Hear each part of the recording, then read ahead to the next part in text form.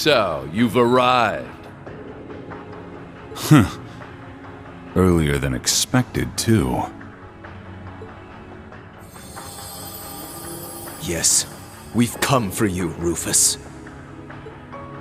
Did you really think those two from Ouroboros would hold us up for long? It doesn't matter. They've fulfilled their role. The only thing we require for the rivalry is the Ashen Awakener. Everyone else is none of our concern. The Azure Awakener included. The Sword of the End still has a role to play, however. Campanella and Maribel were to thin out your ranks, but they didn't even use their ion against you. How disappointing. How could you? Man, say what you really mean, why don't you? This guy has textbook villain written all over him. Ouroboros has their own priorities, and we have ours. We can't expect outsiders to be fully invested in our plans, after all. Yes, I suppose that's true. Their organization is only interested in observation.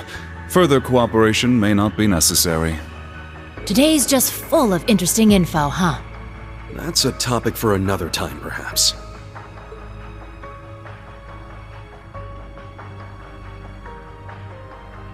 The wings stolen from the Steel Maiden's Divine Knight. The Auric Knight has completely absorbed them now. That power was rightfully won by the Ashen Knight. It should have gone to Valimar. Rufus Alberich, Knight of Blood and Iron. The man before me is no brother of mine. Interrupting a duel at the last minute, and for your own selfish reasons. Have you no honor? He did the same thing back when he killed Grianos at the Infernal Castle. You're pretty messed up for someone who's supposed to be the noblest of nobles. I can't deny it. But even so, noble blood still runs through my veins. Banter aside, I had a war to manage on top of my duties as a Knight of Blood and Iron. Surely you can't fault me for picking the most efficient course of action. Oh, and by the way, I'm happy you were able to recover Milliam, even if she is simply a projection from the sword. How dare you! It's okay, guys. He's not wrong, you know. Sup, Rufus? Long time no see! Yes, you certainly surprised all of us back at the Grawl. But I'm happy, as a fellow Ironblood, that we were able to meet again. Although, I imagine my joy pales in comparison to Clara Lecter's. Aw, don't sweat it. We didn't really have that many chances to hang out anyway. Milliam, you're definitely one of a kind. I think you're being a bit too cheerful given the situation. Sorry to interrupt, but I believe this will have to do for our banter. We should begin the preparations now. Ideally, this would have taken place during the Great Twilight's climax, but I suppose it may work out yet. Should you lose to Lord Rufus, he will obtain the Sword of the End, allowing us to be fully prepared for the final rivalry. Sorry, but that's not how it's going to go. You seem pretty confident that Rufus will win. No. Maybe it's not Rufus you place your faith in, but the Auric Knight. Oh? It's true that the Auric Knight has seemingly limitless potential, just like the Argent Knight. You see, the Divine Knights may appear to be equally powerful, but there is a hierarchy among them. They have engaged in many battles over the past centuries, each time being wiped from the annals of history. All as practice for the true rivalry of the Seven. The only knight that did not participate was the Ebon Knight. It may interest you to know that even if a Divine Knight is destroyed, with time it will regenerate. Their awakeners, however, often end up as undead abominations. Nosferatu.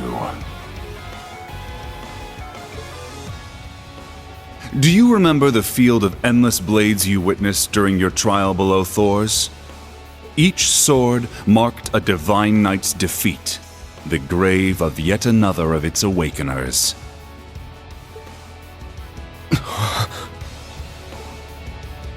can't believe it.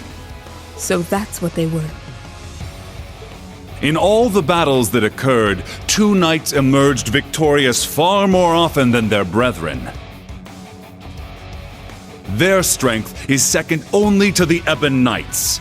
Surely by now you must know which ones I refer to, correct? They were, of course, the Auric Knight, brilliant as the sun, and the Argent Knight, which glows like the moon. Following them was the Crimson Demon with 1,000 weapons, the Vermilion Knight. Compared to such supremely powerful machines, the Azure, Palatinate, and Ashen Knights are nothing. Where does this guy get off? Kinda pisses me off to hear him trash talk Ordine like that. It's true that the kind of energy it gives off feels completely different from the others. And now that it has the Argent Knight's powers as well. Precisely. You made a grave error in not properly absorbing the Azure Knight's energy. In your current state, you won't be able to make full use of the Palatinate and Vermilion Knight's powers. Frankly, I didn't have high expectations for Prince Cedric's ability to use the Vermilion Knight. It makes things more convenient for us now that you've absorbed its power as well.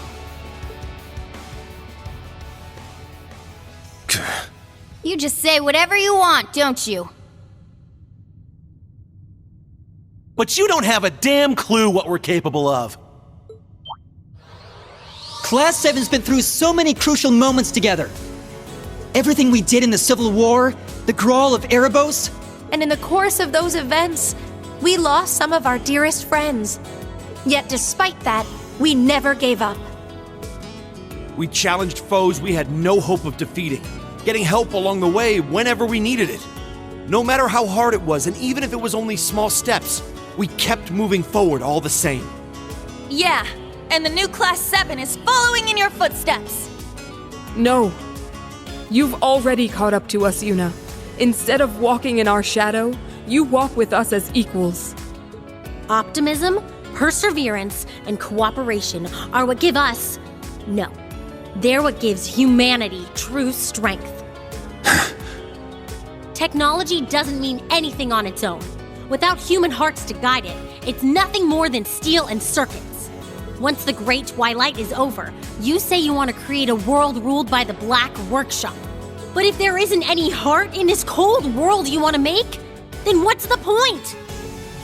I'm sure when you made me and Tilly, you never expected us to have feelings. But we went way beyond what you expected. We pretty much became humans. Yes, I believe this applies to Kia as well. And it all points to one thing. Right. We create meaning in our lives by our interactions with others. And it's the bonds between people that shape the world. The world you want to create is one completely under the Ebon Knight's control. A world where the inhabitants, like the gnomes, are enslaved to a higher power without wills of their own. Where people can't find meaning in their lives by struggling and helping each other to move forward. But is there really any meaning to a life like that?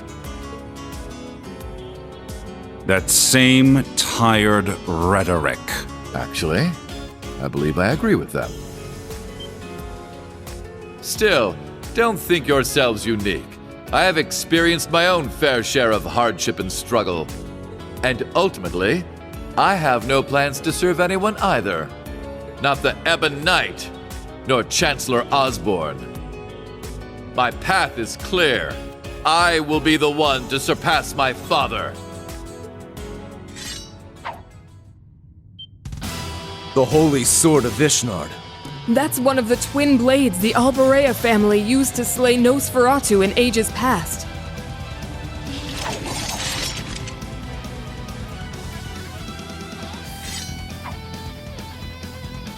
Usus, you too? Is that the other one? Ah, so Arnaud delivered the Holy Sword of Elvars to you. This is simply perfect. We can have ourselves one more sparring match before the rivalry. Do as you wish, but we must begin our preparations. Zor! more power! The original combat shell. That's right. Even Estelle and the others had a tough time dealing with it.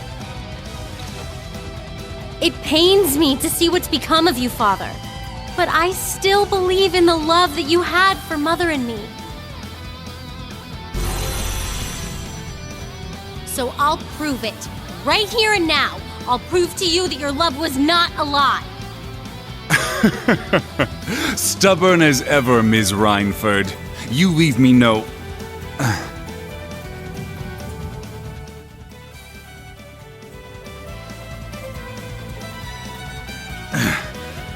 You leave me no choice but to snuff out that foolish hope of yours for good. To prove to you that my master is this world's only truth. Not Chancellor Osborne, nor the Lionheart Emperor. No, I will serve Ishmelga to the very end! This will be it, Eustace. Your last opportunity to challenge me before I transcend humanity. Now, let us cross blades! Wait, does he mean... No way! You damn fool!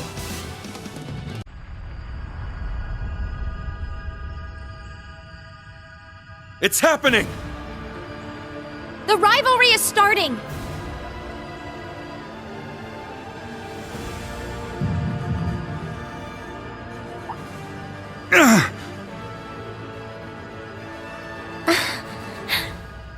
What's going on? I am... No, I'm... Father?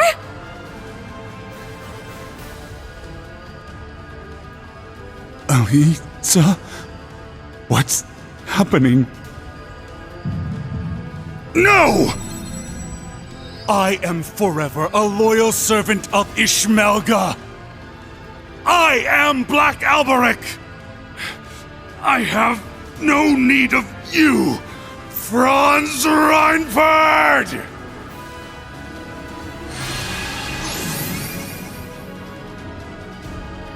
Father?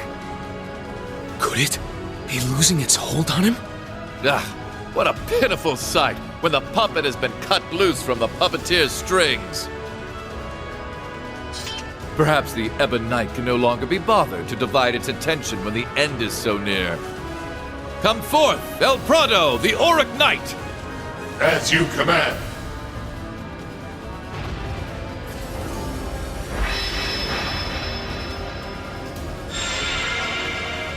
Heed my call! Valimar, the Ashen Knight! Come! Ordine, the Azure Knight! Acknowledged.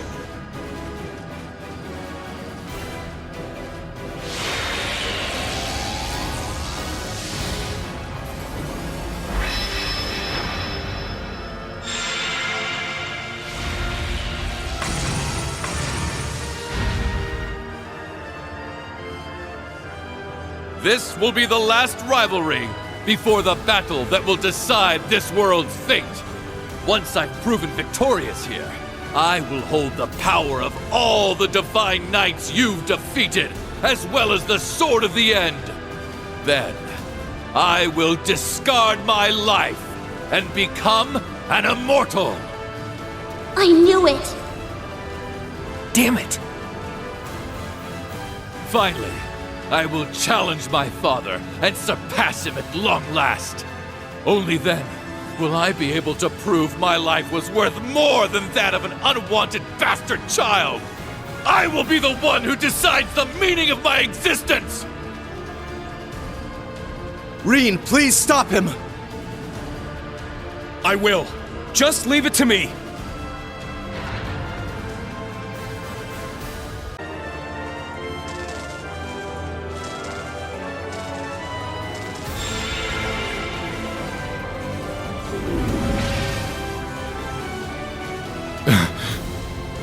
I lost?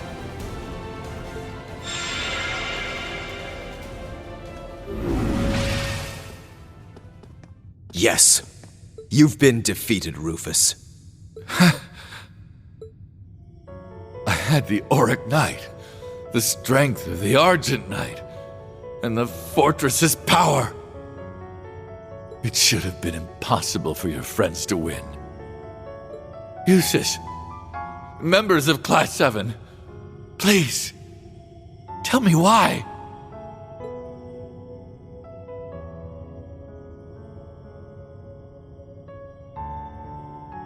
It's because you refuse to rely on anyone but yourself. Yep, that pretty much sums it up. You had people you could have relied on, but you chose not to. Despite your issues with House Alberich, your bond with Eustace was real at least. But still, you shut him out. You chose to walk this path all by yourself. And you didn't even rely on the other Ironbloods. That's the legacy you've made for yourself. Being just too good to need anyone else. And a mindset like that, it's just not healthy at all. You've pulled string after string to keep Crossbell under your thumb. But that was only a temporary measure. What kind of future would that lead to? Yes. In governing Crossbell, you relied mainly on deception and force. Though they served you well the past few years, they are brittle tools that break easily. You can't rely on them forever. Couldn't have said it better myself. No matter your methods, there is only so much you can accomplish alone. Yep. Your approach is pretty much the opposite of Prince Olivert's. It's true. I can't argue with that. At least, contributing to the formation of Class 7 was one of the few things I can be proud of. I imagine that once I fall unconscious, you'll discover the fortress's garden has changed. There, you'll find a path to the very core of this fortress. The blazing demon waits for you. He will be your most difficult battle yet. Prove to me you have the strength to see this through to the end. And what lies beyond is the final rivalry. To think it's nearly over after all this time. In the end, I was nothing but a fraud, inferior in every way to their real sons.